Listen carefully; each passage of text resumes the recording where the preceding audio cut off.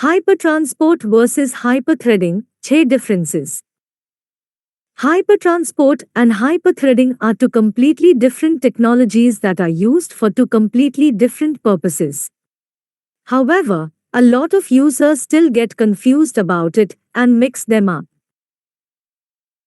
Hyperthreading technology refers to an emulated dual-core concept that expedites data processing with multiple threads or virtual cores, but hypertransport is a type of front-side bus or FSB on board. Hypertransport technology is a concept created by AMD while hyperthreading technology belongs to Intel. Both these technologies are good and help things to be done faster, but in a completely different way, and hyperthreading will be more helpful for users doing a lot of multitasking. Hypertransport bus links the memory controller integrated in the CPU and the RAM or PCI bank of the computer system, which eliminates the need for the NOT bridge to communicate.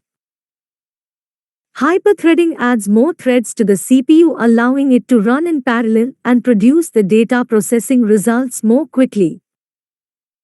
Hypertransport versus hyperthreading, the 6 differences. 1. Ownership.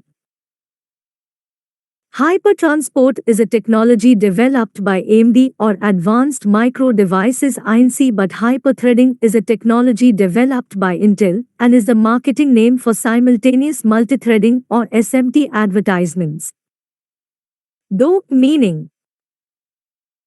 Hypertransport simply signifies a link or a serial bus with high speed, while hyperthreading is a technology that allows a central processing unit or CPU to perform like multiple processors.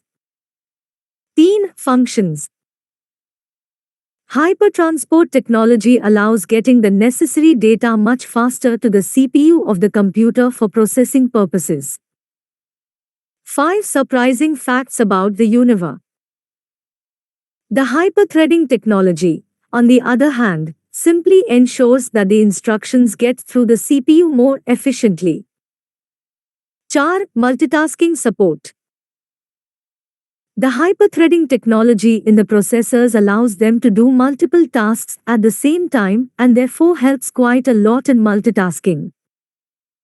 With hypertransport technology, on the other hand, this is not the case. It is just an interconnection that carries the necessary data quickly and has nothing to do with multitasking. 5. Active participation.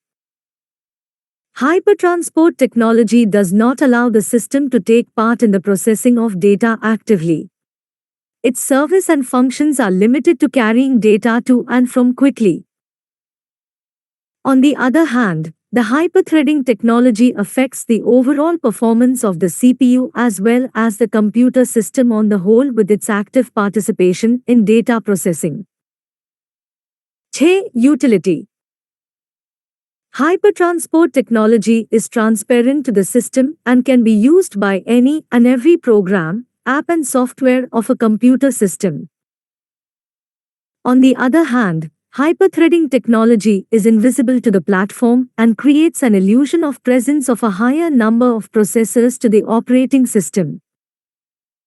It is useful only when you run more CPU-intensive tasks at the same time and even while video editing and gaming.